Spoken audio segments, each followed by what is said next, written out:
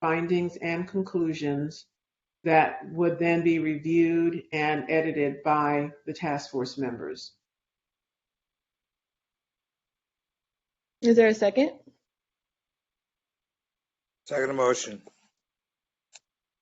It's been properly moved and seconded that the DOJ staff will draft evidentiary findings and conclusions for then the findings and conclusions to be edited and approved and a final iteration by task force members. Is there any discussion on this? I want to just point out. Member Tamaki, you're right. Thank you. Sorry. I'm really interested in how the other task force members feel about this. I know Lisa was very much concerned about the task force being in a position to draft those conclusions. And I want to make sure that everybody's comfortable with this. But my confusion, Chair Moore, is that the outlines themselves seem to contain both findings and conclusions. I mean, there they are to me. And so when we talk about evidentiary findings and conclusions, I don't think we're talking about a separate document. The outlines seem to be a roadmap as to the direction that the report is headed. It's a skeletal outline, but it's pretty darn detailed in terms of where it's going. It's pretty highly documented. It's pretty highly footnoted already. So to me, they look like evidentiary findings, and then at the conclusion of at the end of every section, there are conclusions and there are sub-conclusions. So without making this process more difficult, I'm just merely suggesting that DOJ continue to do what it does, and then the task force members, in exercising our diligence and our responsibility, make sure we review those outlines and are comfortable with the findings and conclusions. And may I ask a clarifying question? I don't know, Chair Moore and Parliamentarian, am I permitted to ask a clarifying question on this discussion? Yeah, I defer to Parliamentarian Johnson, but I think it's okay. He wants to ask a question? A clarifying question, yes. Yeah, I mean, I don't know why not. Okay. So, Chair Moore, may I ask about the pending motion? Yes, it's the motion that's pending. Go ahead. So just to clarify, because there's been a couple of different things that have been discussed in terms of what we are doing and what we would do under this proposal. So we have three different documents, three different pieces of work product. Work product number one is the outlines that we've already started circulating. Work product number two are the findings, which in the original sort of setup for the task force, we were presenting findings, and then task force members were crafting conclusions based on those findings. That's the second work product. And then the third piece of work product is the report itself. And so I just would like to clarify, is the motion just that the DOJ should continue to complete the outlines that we have been circulating, and that those outlines would now substitute for the findings and conclusions?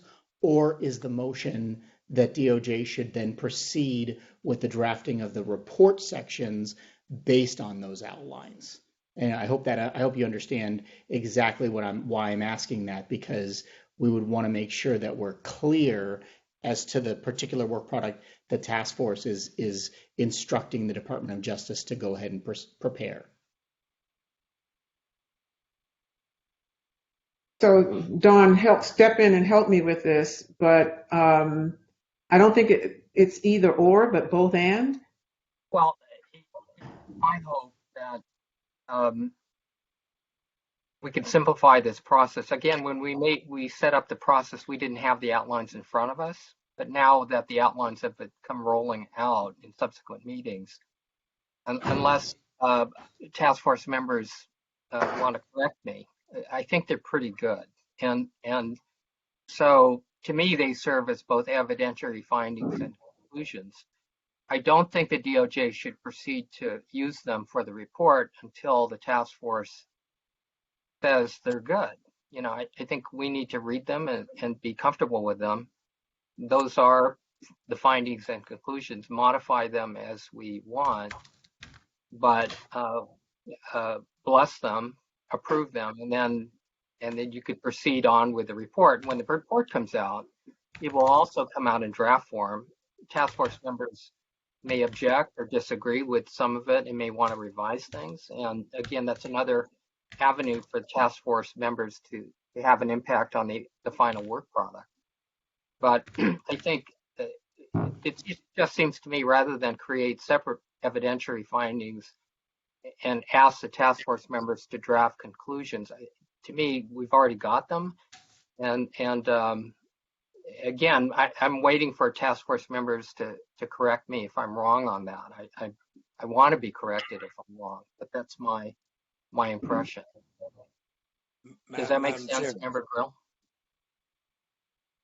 Madam Chair, I think that Dag Newman is asking very clearly what changes in what they're doing now are you asking for? Currently, they're doing the outline. And if you identify exactly what they're doing now and how that changes from what you want, so that he's clear on what you're asking the staff to do. Is that correct? Okay. Yes, I'm trying to confirm. It sounds like what we're being asked to do is compile the outlines as we've been compiling them. The task force members review, edit, and approve those outlines, and once they're approved, then DOJ staff is being instructed to proceed with drafting of the section that corresponds with the outline. Then that section would come back to the task force for review, editing, and then the DOJ would compile, and then approval by the task force of the final work product. Is that, Member Tamaki, that's what you're laying out? I'm suggesting that. I guess I would like to know, sorry, Dr. Brown, to interrupt, but just to complete the answer for Mr. Newman, I think we need to hear from you if that's not practical. But it just seems to me a lot of work has gone into the outlines. You've given them to us for a reason, which I presume is to read them and approve them. I think it's our job to look them over and then give you the green light to move it to the next iteration, which would be the beginnings of the report. Does that make sense, or is that going to create problems for DOJ? Madam Chair. Vice Chair Brown, you're recognized. At the end of the day, nothing should go out representing this body without the body approving it. For me, it's very simple. And this process enables that. Does that make sense, Madam Chair? Yeah, I think that's a common understanding, especially at this point. Yeah, that definitely makes sense. But that's it, and I don't see any need for any further discussion of it. It's clear in my mind. Well, I think there's still some space for clarity. So I guess my question is to Member Tamaki somewhat and to Mr. Newman. So based on what I'm hearing, are you suggesting that the outlines become like the base, like working document essentially, that both the staff and task force members are working off of in the beginning, right? So like DOJ comes up with the outlines, they send it to us for review, we meet with them individually, talk about, additions, subtractions, things that, stuff like that. And then, they'll utilize that, revisions and put it into the written report. So that means that there would be, in your vision, no need for the staff to create draft findings or conclusions in the way in which they have done it so far. Does that I make sense? think, yeah, I think so. I mean, to me, the outlines contain both the proposed evidentiary findings and the proposed conclusions. And so I think it's up to the task force members to weigh in on them. And then to Dr. Brown's point, if we approve it, then the green light is, to pursue it. Now, the burden is on us to timely approve it and not hold up the show for the drafting. So that's why I'm asking Mr. Newman, is that workable?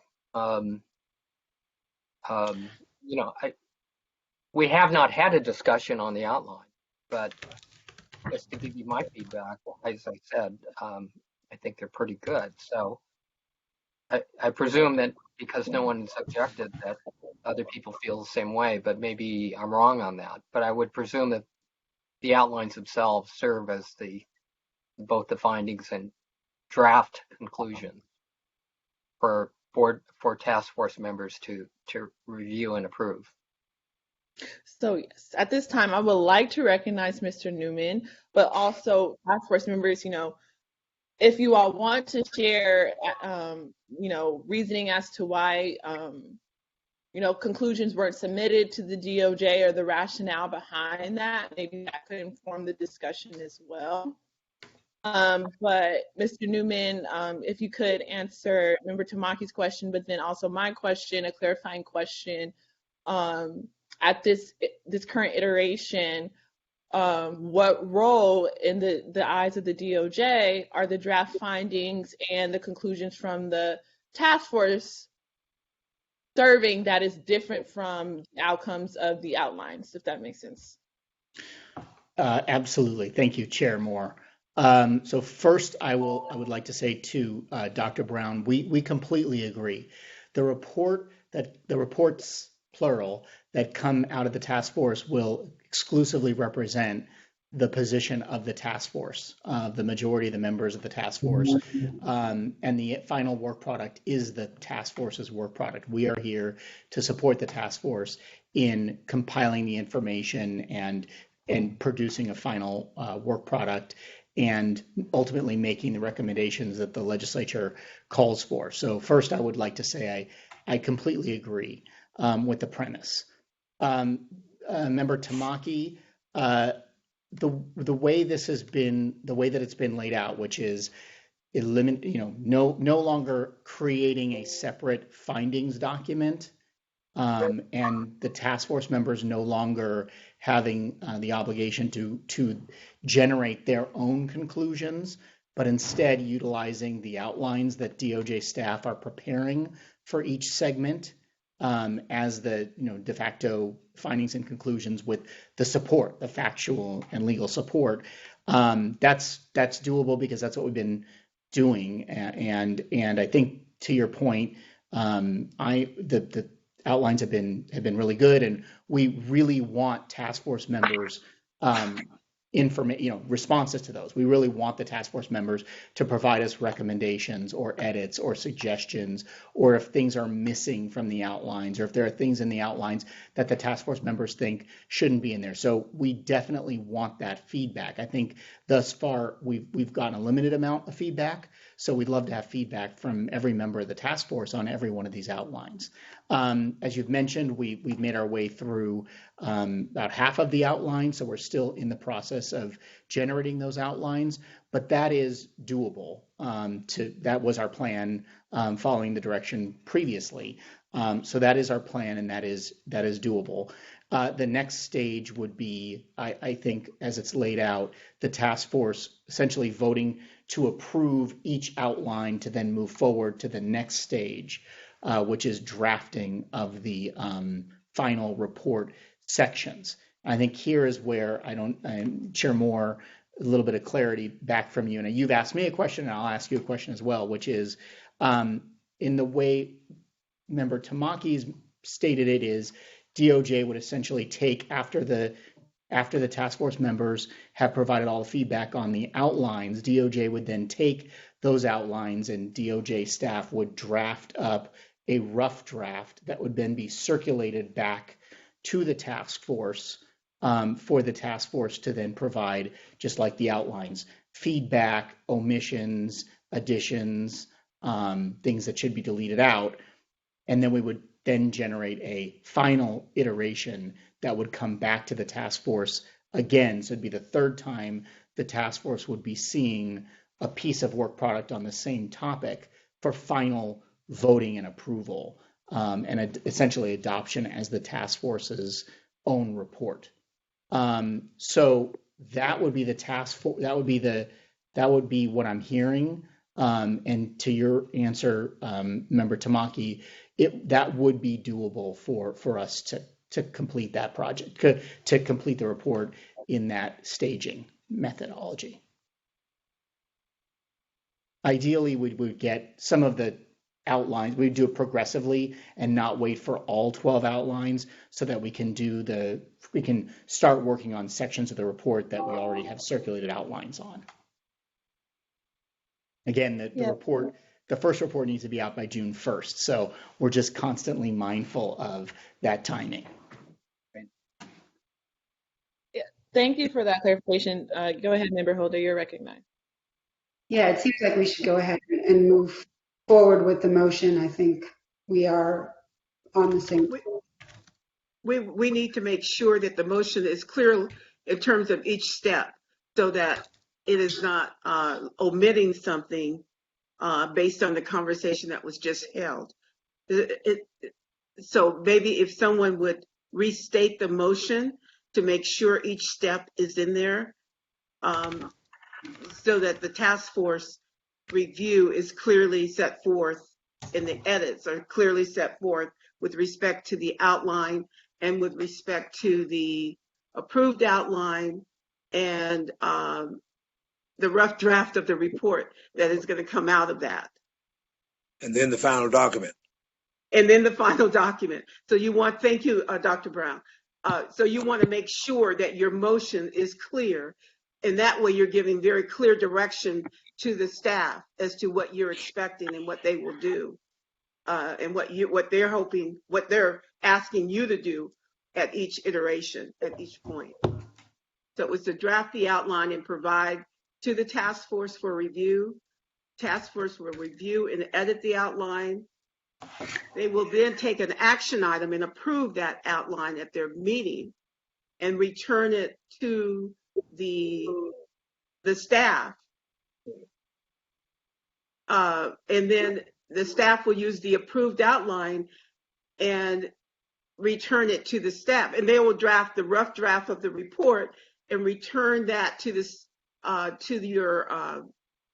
task force, who will review that and approve it at a meeting, and then return that to the staff, and they will do the draft of the final report, which will be then approved by the task force, so that the task force at each point will be reviewing and editing or correcting whatever the work product that is done by the DOJ, and they will act to approve that.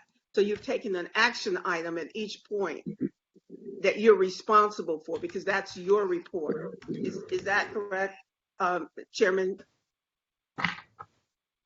That's it.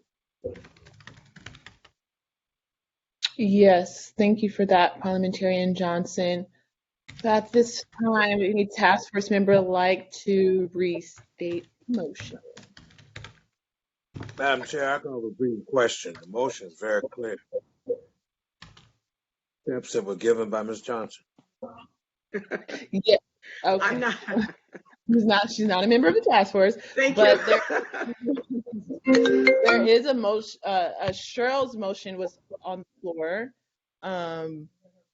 If you want, I can amend it to reflect what was just stated, unless you have it, Don. Again, maybe I could simplify the process. So bear with me. I'll make a motion.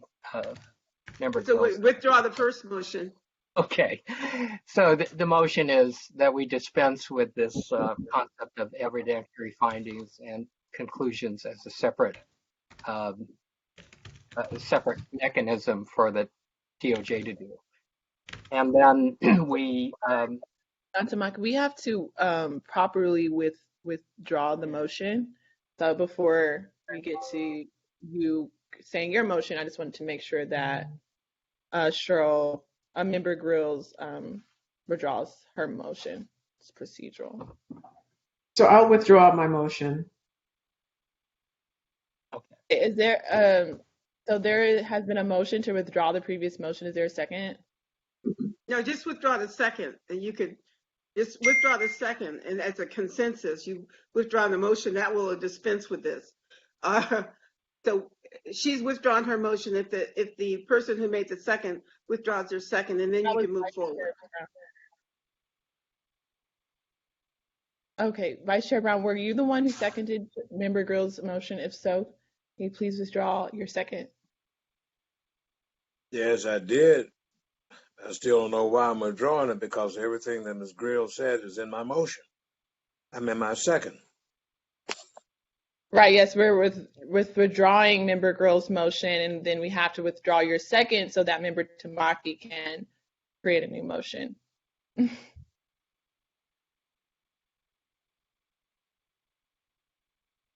Okay. Okay, thank you. Member Tamaki, you are recognized. so I move that the outline serve as the evidentiary draft, evidentiary findings and conclusions. That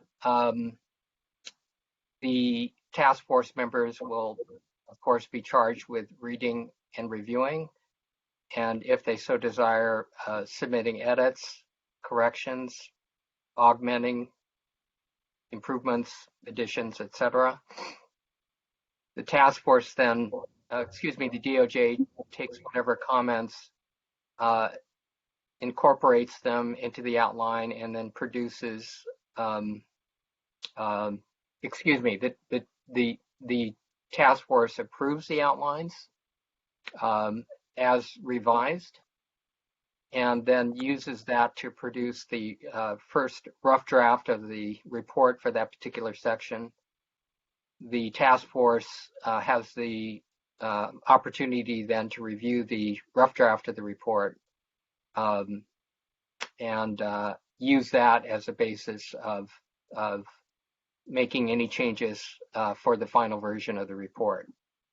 And we do that with every section of the outline.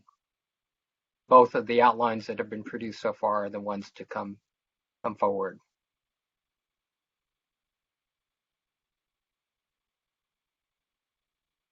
Is there a second? A second. It has been properly moved and seconded that the outlines serve as evidentiary drafts, findings, and conclusions. Task force members will then be tasked with editing, reviewing, offering amendments or additions and changes to each of the evidentiary draft findings and conclusions via the outlines. For then the DOJ staff to take feedback from all task force members on those revisions.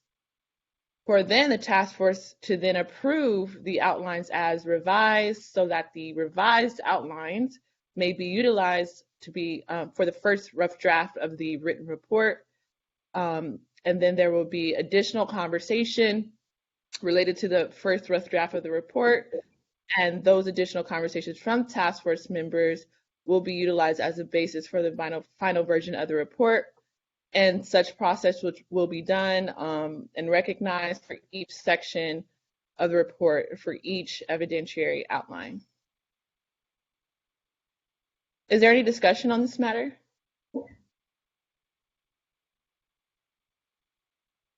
Just a question, and it's more procedural, and that is there a preference by DOJ staff, if they can maybe let us know tomorrow, on how they want us to respond to the documents? For example, should we all do our edits and comments in track change mode, since we received the documents as a Word version?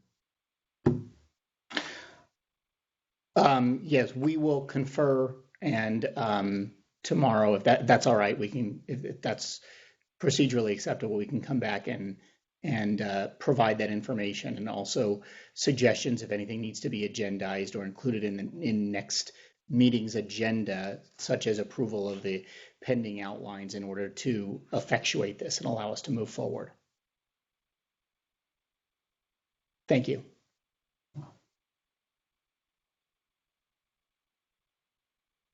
Okay, are there any other comments or questions?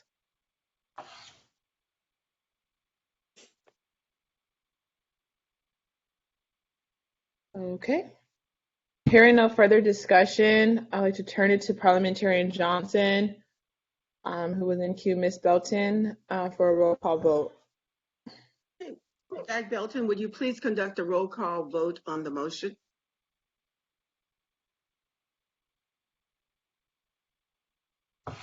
Thank you, Chair Moore and Parliamentarian Johnson. We will vote in order. Chair Moore, your vote, please. Aye. Chair Moore votes aye. Vice Chair Dr. Brown? Aye. Vice Chair Dr. Brown votes aye. Senator Stephen Bradford?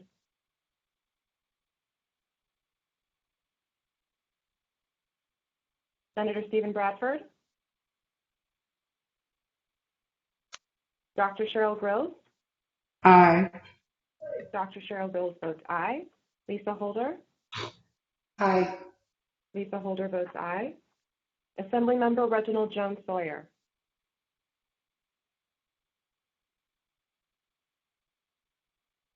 Assemblymember Reginald Jones Sawyer? Dr. Javon Scott Lewis? Aye. Dr. Javon Scott Lewis votes aye. Don Tamaki? Aye.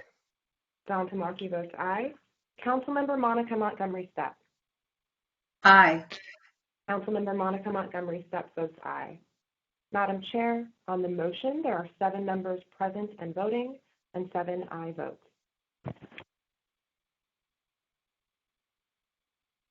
Thank you, Ms. Belton. There were 7 aye votes. The ayes have it, and the motion carries. Now we will turn to the last item of our agenda, which is the conclusion. So we will recess until the next morning at 9 a.m. for the second day of the hearing. Thank you to the members of the public for participating. Thank you to all task force members and the DOJ staff for this incredible effort thus far. In terms of things to ponder on for tomorrow's hearing for task force members, again, we have a adopted public hearing proposal that can be amended. So in the event that task force members would like to see particular items on the agenda for the December hearing or for future hearings, we can start being more intentional about thinking about what those amendments to the public hearing proposal could be. Also, something to ponder on for tomorrow, witness suggestions, witness names for the December hearing as well. Again, tomorrow we will be discussing racism and banking, tax, and labor, and we will also be discussing the racial wealth gap. And it should be a great hearing filled with much information and powerful personal testimony. So again, thank you all, and I hope you all have a great evening. This meeting is now in recess, and I will see you all tomorrow at 9 a.m. Thank you.